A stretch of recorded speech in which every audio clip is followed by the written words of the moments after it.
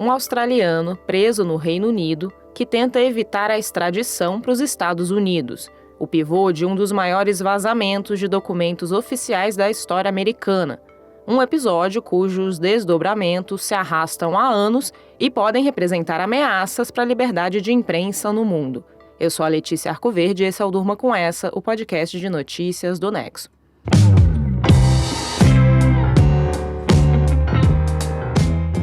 Olá, eu sou Marcelo Rubissec e estou aqui com a Letícia para apresentar esse podcast que vai ao ar de segunda a sexta, no início da noite, sempre com notícias que podem continuar a ecoar por aí.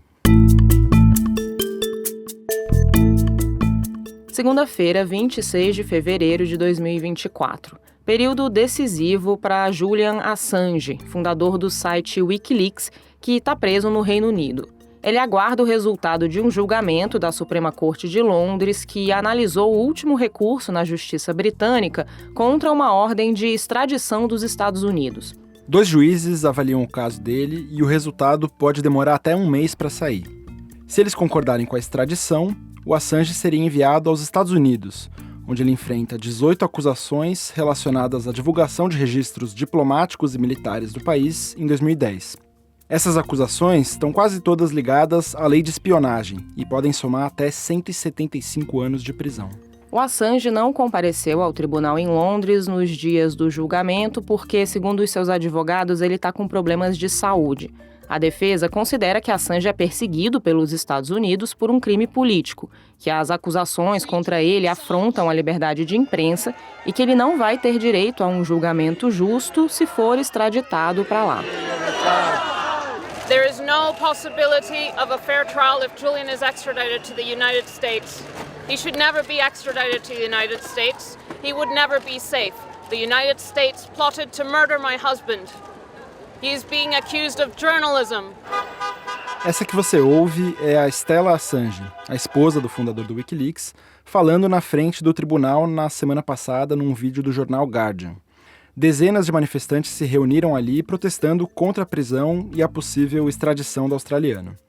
A Stella fala que não vê possibilidade do marido ter um julgamento justo se for extraditado para os Estados Unidos, que ele está sendo acusado por fazer jornalismo e não ficará seguro se for mandado para o país.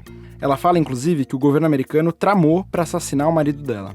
A Stella está se referindo aí a uma reportagem do site Yahoo News, publicada em 2021, que relatava que a CIA, a agência de inteligência americana, criou planos em 2017 para sequestrar e considerou até matar o Assange quando ele estava asilado na Embaixada do Equador, na Inglaterra. O relato se baseia em entrevistas com 30 ex-funcionários do governo. O plano teria sido debatido durante a gestão de Donald Trump, mas não teria ido para frente. No julgamento da semana passada, a defesa do Assange quis incluir essa reportagem no processo para ela ser levada em conta pelos juízes. O governo americano negou que tenha criado esses planos. Julian Assange tem 52 anos e está detido numa prisão de segurança máxima de Londres desde 2019. Foi naquele ano que o governo Trump acusou o australiano de espionagem e de conspiração para obter documentos oficiais secretos invadindo computadores governamentais. Faz anos que o Assange está brigando na justiça britânica para não ser extraditado para os Estados Unidos, onde ele seria julgado por essas acusações. Esse recurso atual é o último no Reino Unido.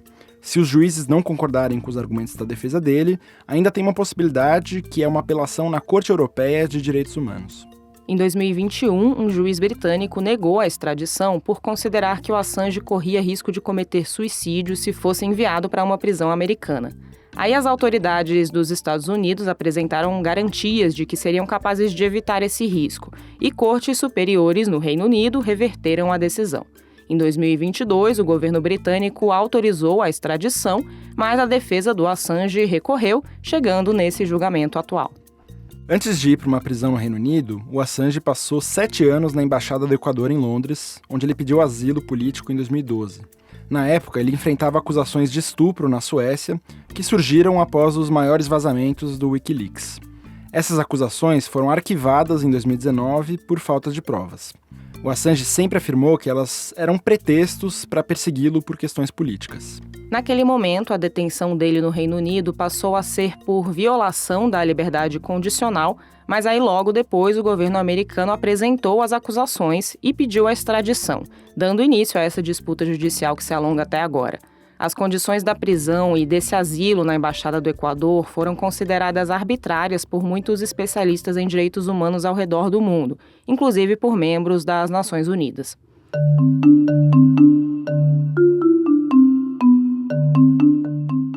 Assange é pivô de um dos maiores casos de vazamento de documentos confidenciais da história dos Estados Unidos, ocorrido em 2010. E aqui vale a pena lembrar que esse caso não tem a ver com o vazamento do analista Edward Snowden, que aconteceu anos depois, em 2013, e revelou a dimensão da capacidade de vigilância digital do governo americano sobre cidadãos do país e no exterior. O Assange fundou o Wikileaks em 2006 com o objetivo de buscar a transparência dos governos e de pessoas poderosas em geral. Aí, em 2010, o site publicou um lote de cerca de 250 mil documentos do governo americano. Quase 10% desse material era considerado como sendo do mais alto grau de sigilo.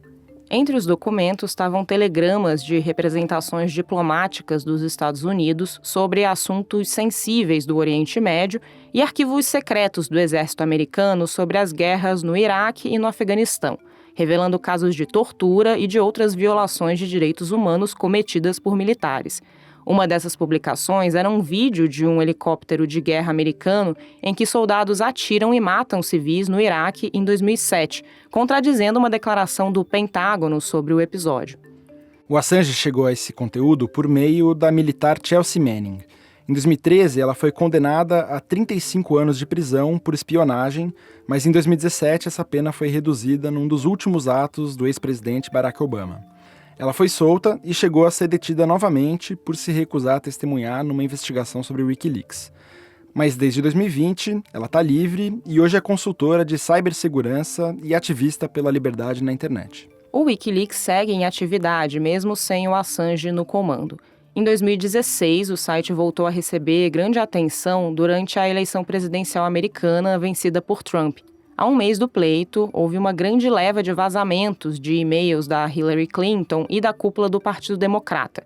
Mensagens que continham conteúdo sobre algumas violações leves de segurança, como o uso do e-mail pessoal para documentos oficiais. O episódio repercutiu mal para a imagem da Hillary, que disputava a eleição contra Trump. Ela era secretária de Estado americana na época do primeiro grande vazamento do Wikileaks, uma antagonista antiga do Assange. Surgiu depois a suspeita de que a origem do vazamento dos e-mails democratas foram hackers da Rússia.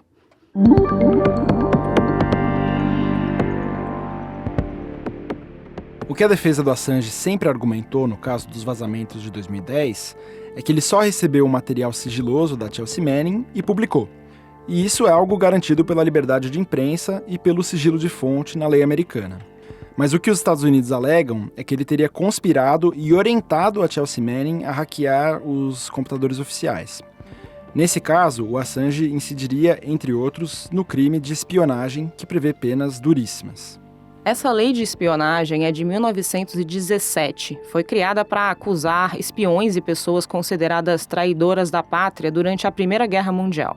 Desde então, ela raramente foi usada contra indivíduos que não trabalhavam no governo americano. O caso do Assange também marca a primeira vez que alguém responsável por um veículo de comunicação seria acusado por meio da legislação. Associações de jornalistas qualificam essas batalhas judiciais como perseguição, motivada justamente pelas contribuições do Assange e do Wikileaks ao jornalismo. Os Estados Unidos afirmam que o vazamento do Wikileaks deixou públicos os nomes de agentes e informantes que colaboraram com o governo do país, colocando essas pessoas em risco. Esse argumento também foi citado num artigo de opinião publicado na Folha de São Paulo, em 23 de fevereiro, pela Lígia Maura Costa, que é advogada e professora da Fundação Getúlio Vargas. Ela diz que, como o material vazado foi publicado sem tratamento jornalístico, o Wikileaks não pode ser considerado jornalismo e, por isso, as acusações contra Assange não violariam a liberdade de imprensa. Ela também lembra que o australiano ainda não foi julgado por essas acusações e diz que isso deve ser resolvido pela justiça americana. Por isso, a extradição seria válida. Também na Folha, a jornalista Natália Viana, diretora executiva da agência pública, escreveu que o precedente de ter Assange extraditado é perigoso porque pode colocar em risco qualquer jornalista que tenha usado documentos secretos do governo americano em suas coberturas. E isso pode afetar profissionais de diferentes nacionalidades, considerando que o Assange nem americano é australiano. O governo da Austrália, aliás, é contra a extradição para os Estados Unidos e defende que ele seja enviado para o país de origem, onde o parlamento aprovou uma moção pela liberdade dele. O argumento da Natália Viana é ecoado por diversas entidades e associações de jornalismo e de direitos humanos ao redor do mundo. A Anistia Internacional e a Repórteres Sem Fronteiras pedem que as acusações sejam anuladas e a extradição cancelada, ou que o tempo que ele passou preso já seja considerado uma pena caso ele tenha comprovadamente cometido crimes. A diretora da Repórteres Sem Fronteiras, Rebecca Vincent, disse que ninguém deveria enfrentar esse tipo de tratamento por publicar informações que são de interesse público. Um ponto principal nesse debate é como encarar o trabalho que o Assange faz. Se esse trabalho é de jornalista, de editor de uma publicação, de denunciante, de ativista, de hacker. O jornal espanhol El País publicou um texto nessa segunda-feira, na qual conversou com editores de 5 grandes jornais que lidaram com Assange em 2010 e fizeram reportagens com base nas informações vazadas pelo Wikileaks. São eles o alemão Der Spiegel, o francês Le Monde, o britânico Guardian, o americano New York Times e o próprio El País. Os 5 jornalistas concordam que uma condenação nos Estados Unidos seria um precedente perigosíssimo para a imprensa mundial. O George Mascolo, do Spiegel, disse o seguinte, abre aspas, às vezes não defendemos uma pessoa nem suas ações em primeiro lugar, mas sim um princípio. Se ele for condenado, não vejo como eu ou meus colegas não seríamos acusados também. Fecha aspas.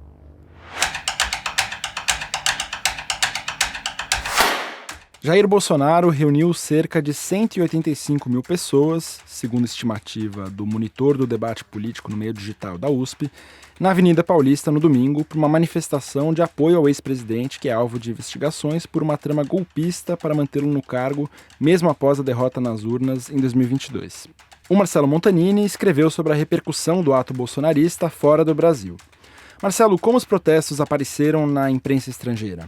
A imprensa internacional destacou que Bolsonaro, apesar de inelegível até 2030 e sob investigações judiciais, ainda tem um grande apoio popular.